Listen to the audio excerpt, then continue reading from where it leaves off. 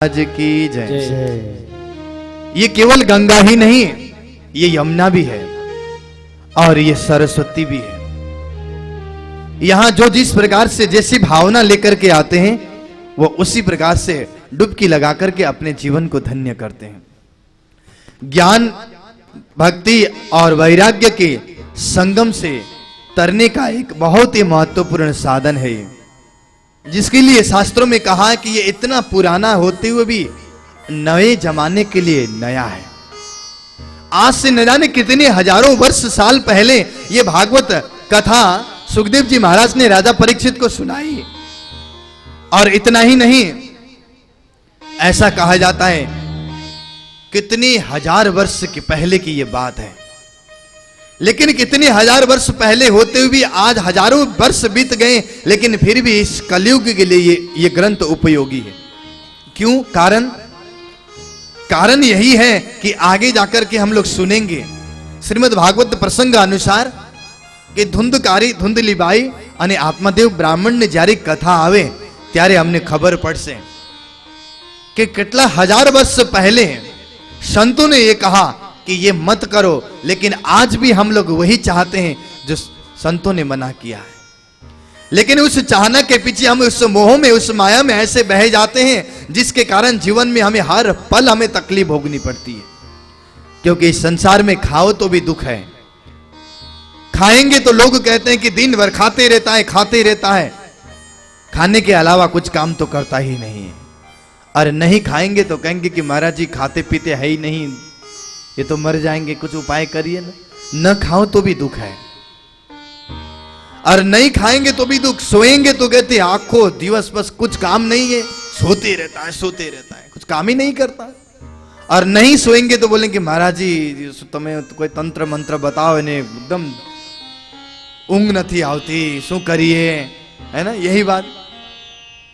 और सोएंगे तो भी दुख, नहीं सोएंगे तो भी दुख, खाओ तो भी दुख, न खाओ तो भी दुख। बोलेंगे तो बोलते वो बहुत बोलती है, चलो वो आ रही है, चलो थोड़ा छिप जाते हैं, ये आगे चली जाएगी तो बाद में हम बाहर निकलेंगे, छुप जाएंगे। बोलेंगे तो बड़ करते रहते, बोलते रहते हैं, बहुत बोलते रहते हैं। और नहीं बोले तो कहते हैं तो ये तो गूंगी हो गई है, तो बोलती ही नहीं है। संसार में कुछ भी करो शांति नहीं है।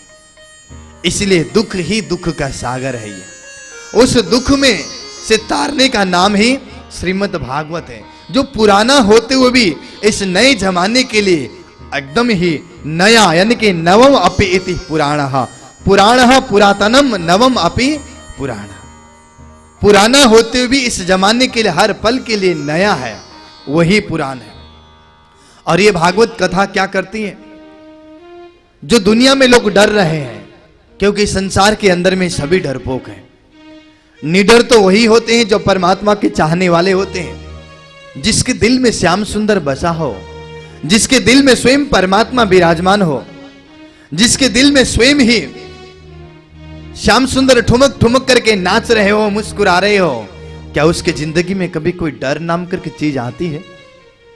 वो डरपोक इसलिए है क्योंकि उसके दिल में श्याम सुंदर नहीं है। इसलिए शास्त्र सुनने के बाद, ये भागवत सुनने के बाद में ये हम निर्भय हो जाते हैं। क्योंकि मनुष्य डरता किससे है? सबसे बड़ा डर जो है वो मृत्यु का डर है, मौत, यानी कि उससे बढ़कर के कुछ नहीं है। जब मौत सामने आ जाती है, मृत्यु सामने आ जाती है, तो अपने आप को बचाने के लिए न घर को, न परिवार को, न बच्चे को, न सगे संबंधी को याद करता है। अपने आप को बचाने के लिए वो भरपूर प्रयत्न करता है। इसलिए मौत से बढ़कर के कुछ नहीं है। मृत्यु का डर सबसे बड़ा डर होता है। इसलिए श्रीमद् भागवत सुनने के बाद कि हम जो संसार में डर रहे हैं, किसी भी प्रकार से डर रहे हैं, कोई डर रहे हैं, किसी से डर रहे हैं। कई लोग ऐसे कहते कि महाराज किसी को भूत प्रेत लग गया, किसी को ये देवी चढ़ गई, किसी को ये हो गया, किसी को ये हो गया, किसी को टोना मुना लग गया।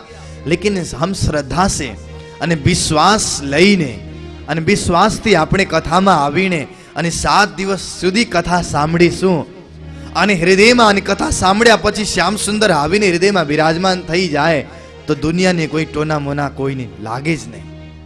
જેને હૃદયમાં શ્યામ સુંદર બેઠા હોય એને કોઈ જિંદગીમાં કોઈ ટોના મોના લગી नहीं सकता। जिसकी नजर श्याम सुंदर के नजर में जो बैठ गए हैं, श्याम सुंदर के नजर के सामने जो भक्त आ गए हो और उसके सामने दुनिया की किसी की नजर लग सकती है? श्याम सुंदर की नजर लग जाती है।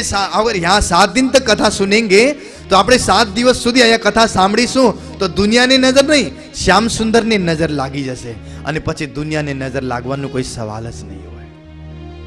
एक दिन भगवान श्री कृष्ण यमुना जी के किनारे बैठ करके एक लीला कर रहे थे। इधर यशोदा मैया और सारे ब्रिजवासी मिलकर के एक दिए को जला करके, अनेक दियों को जला करके जला करके छोड़ रहे हैं, नदी में प्रभावित कर रहे हैं और वो दिए जलते हुए और आगे की ओर जा रहा है। कन्हैया नटखटपन तो है ही है, आगे बैठे हुए दिए को निकाल करके किनारे लगा रहे। मैया देख रही है बदमाशी कर रहा है वहां बैठ करके, कुछ न कुछ बदमाशी करते रहता है। मैया को आया थोड़ा सा प्रेम भरी गुस्सा आया, हम इधर से तो दिए को जला करके छोड़ रहे हैं और नटखट वहां से दिए को निकाल करके किनारा लगा रहा है। मैया आवी ने कन्हैया ने कहे क्यों रे लाला, हम इतने मेहनत कर रहे हैं, तू अहिया बेसी ने अने दिया ने किनारा करो छो शू काम? और कुछ दिए को छोड़ देते हो और कुछ दिए को किनारा लगाते हो, क्या कारण शू काम? अगर किनारा करू छे तमने तो बधाई दिए ने किनारा करो।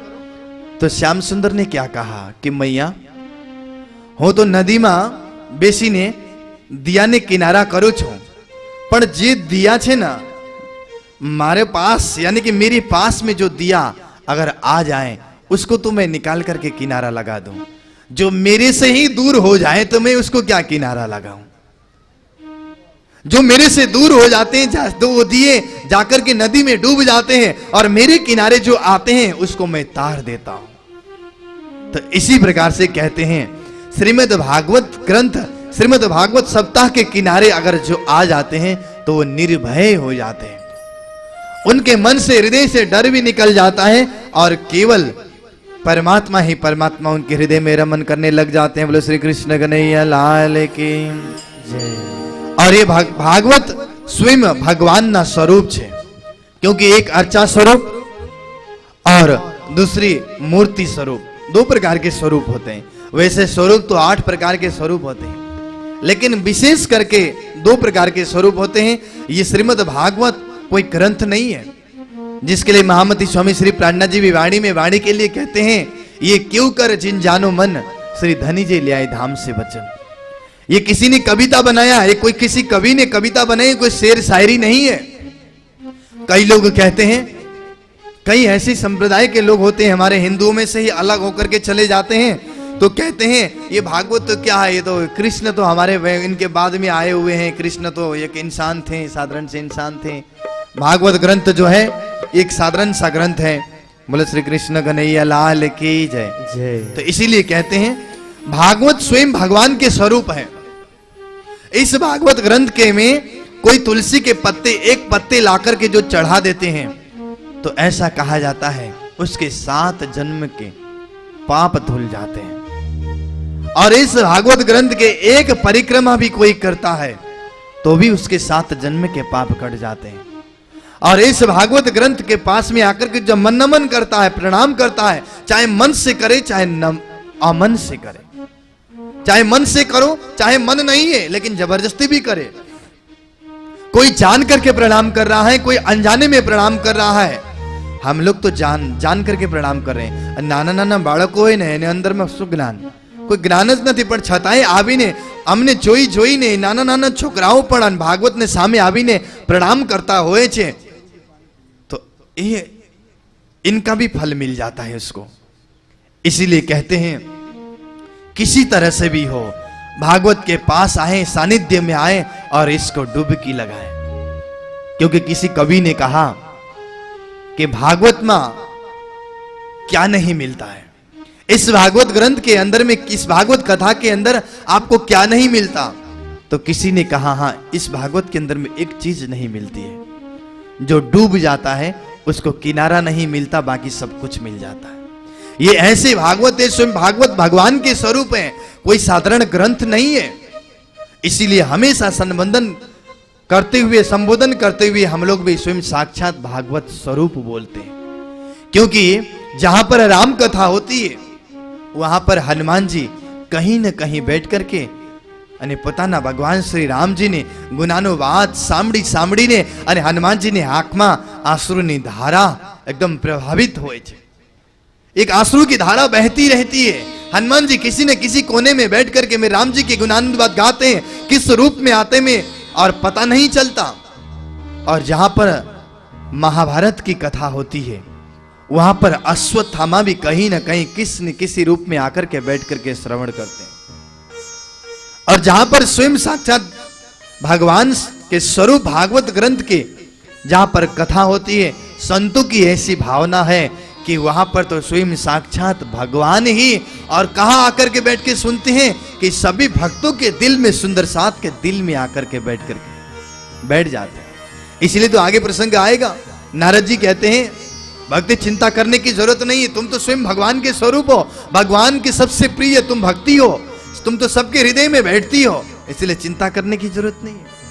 इसलिए स्वयं साक्षात भगवान के स्वरूप ये भागवत ग्रंथ यानी कि भागवत में जेटला पण शब्दों छे अने ये स्वयं साक्षात श्री कृष्ण स्वरूप छे। भागवत ने एक एक श्लोक यानी कि स्वयं साक्षात श्री कृष्ण ने स्वरूप छे अने ये शब्दों अंदर में छुपायेल जेटला पण अर्थ छे ये स्वयं साक्षात राधा रानी स्वरूप छे। राधा रानी और कृष्ण, जहां राधा और कृष्ण और वहीं पर निकुंज वन होता है। कुंज निकुंज वन में ही राधा और कृष्ण रमन करते हैं। ऐसे कुंज और निकुंज से ये वन का स्वरूप श्रीमद् भागवत ग्रंथ है। और इस भागवत ग्रंथ के अंदर में 12 स्कंद और 335 अध्याय और 18,000 लगभग श्लोक इसके अंदर में है और 6 अध्याय महात्म्य के रूप में दिया गया है। बोलो श्री कृष्ण कन्हैया लाल की।